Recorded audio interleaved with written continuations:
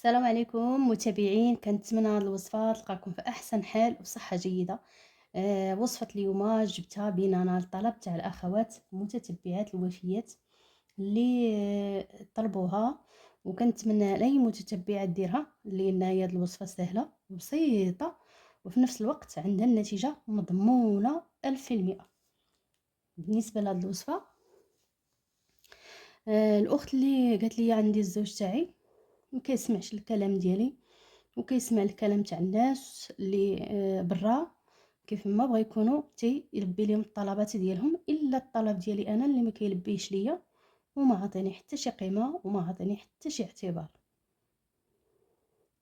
هذا اختي لانه ضامن وجودك في حياته، ماشي بحال الناس الاخرين يقدروا يحضروا يقدروا يغيبوا.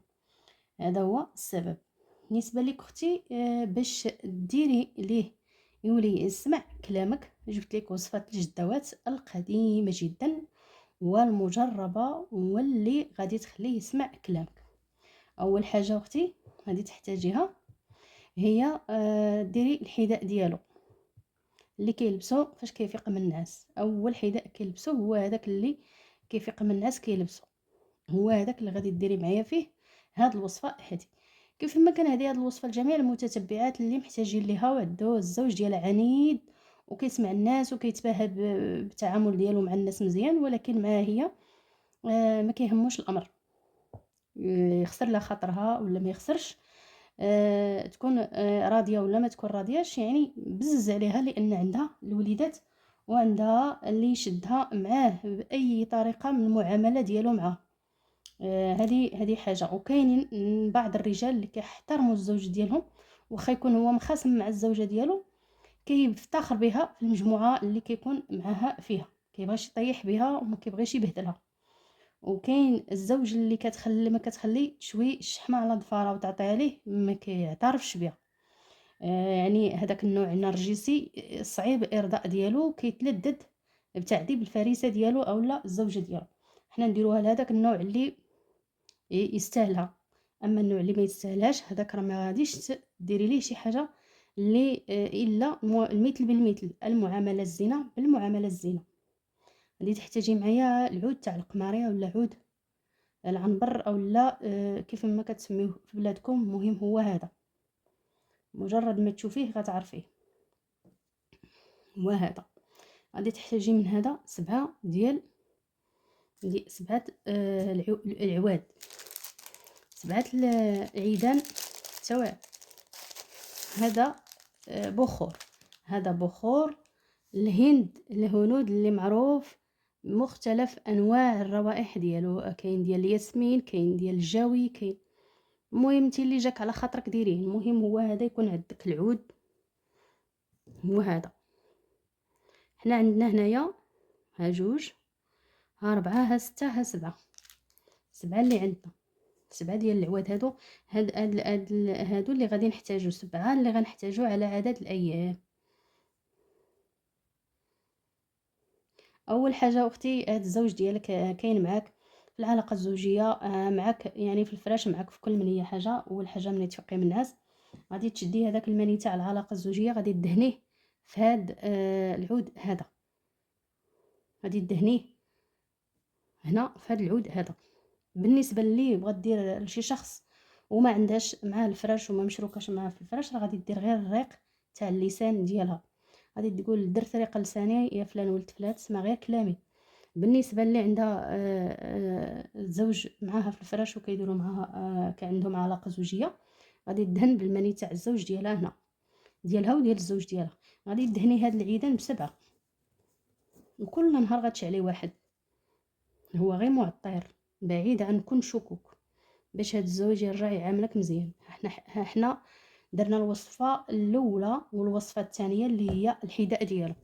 الحذاء ديال الزوج ديالك اختي غادي تشديه مع الصباح، يلا فقتي غادي تكوني فقتي قبل من الزوج ديالك، ضروري تفيقي انت قبله باش ديري الوصفه. غادي تلبسي هذاك الحذاء ديالو، وغادي قبل ما تلبسيه غادي تقول ليه لبست يا فلان ولد فلانه، لبست صباطك انت دابا وانا مولاتك.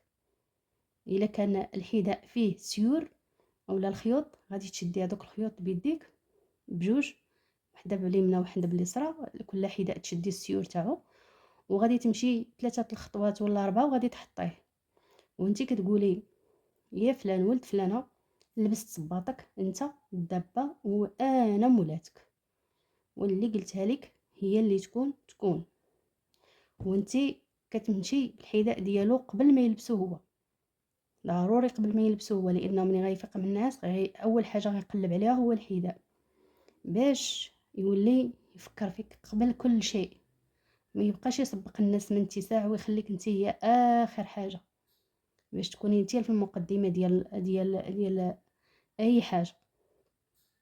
ملي درتي هاد الوصفه تاع الحذاء ودرتي هاد الوصفه تاع العود اللي هو هذا معطر، ريحته زوينه وريحته طيبه، اختاري شي واحد اللي عنده الريحه تجذب والرائحه ديالو حلوه، واي واحد كتعجبو هو اللي ديري.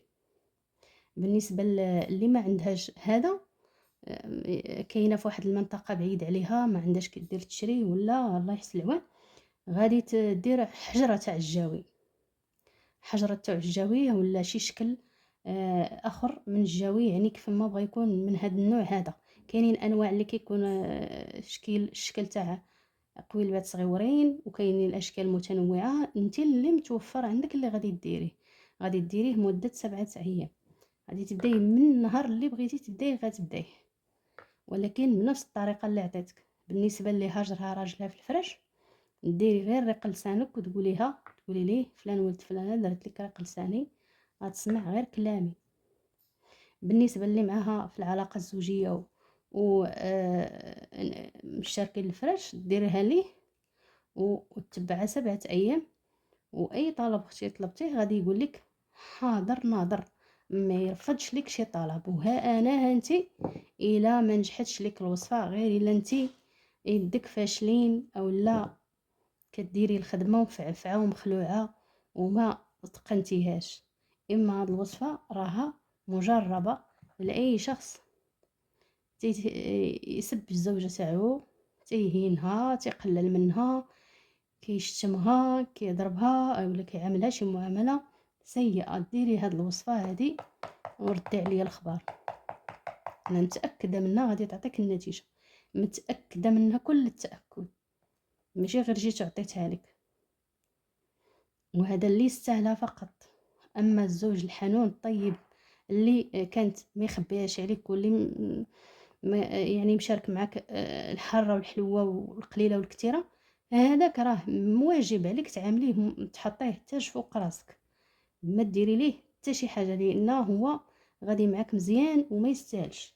بالنسبه لهاد الاخت هذه اللي طلبت هذا الطلب، اختي انا جبت لك الوصفه وجبت لك الطريقه، وسهله وبسيطه، وما تحتاجيش كاع اشياء اخرى ولا طرق اخرى من غير هذه الطريقه هذه. ومن بعد غادي ترجعي لي بكومونتير ان شاء الله، بشريني بشاره الخير ان النتيجه عطاتك النتيجه، وتشاركوها معك المتتبعات الاخرين ونفرحوا بها كاملين. وما تنسيش تضغطي على زر لايك باش تشجعينا وتدعمي القناه باش نبقاو مستمرين ونعطيو كل الوصفات الجديده المجربه. ونتمنى ان شاء الله اي وحده كتجري في شي حاجه ديال الزوج ديالها باش يستقروا ويبقاو مجتمعين، ماشي حرام ماشي عيب، يعني كل حاجه ديريها باش تلمي الشمل ماشي عيب ماشي حرام. ونتمنى الاخوات يبقى شملهم مجموع ويبعد عليهم شر الخلق، ونتلاقاو في وصفه اخرى وفائده اخرى، ومع السلامه حبيباتي.